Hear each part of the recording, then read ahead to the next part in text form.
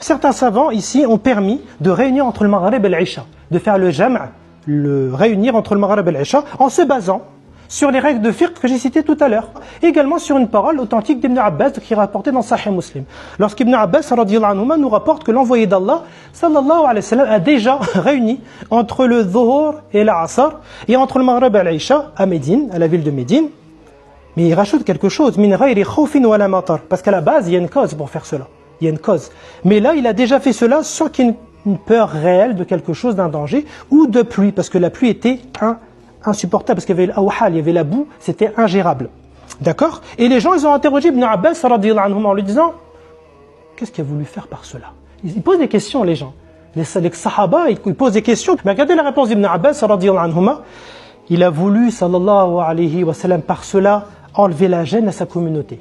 Il a voulu enlever la gêne à sa communauté. Le prophète, il va enlever de notre gêne, mais des ignorants, il va l'en rajouter.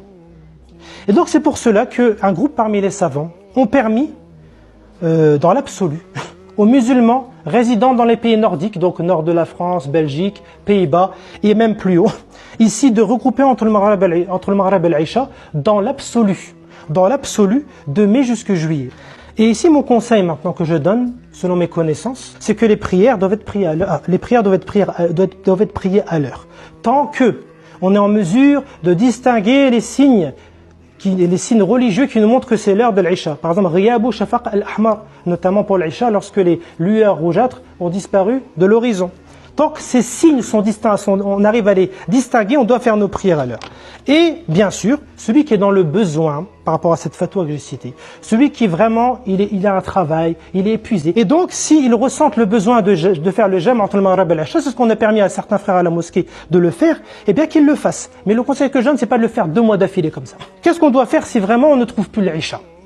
Premièrement, soit on fait un taqdir, c'est-à-dire on fait une estimation au pays le plus proche. C'est-à-dire que l'endroit où par exemple en France, l'endroit où on atteint l'Isha, eh bien on se base sur leurs horaires à eux, notamment l'horaire de l'Isha et l'horaire de Subh.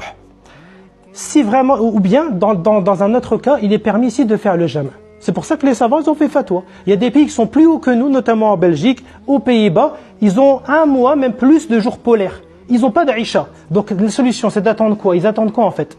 Donc ils se sont dit, on se base sur des arguments, on fait le jam'. Donc j'espère avoir été clair. Wallahu a'lam. Allah c'est mieux.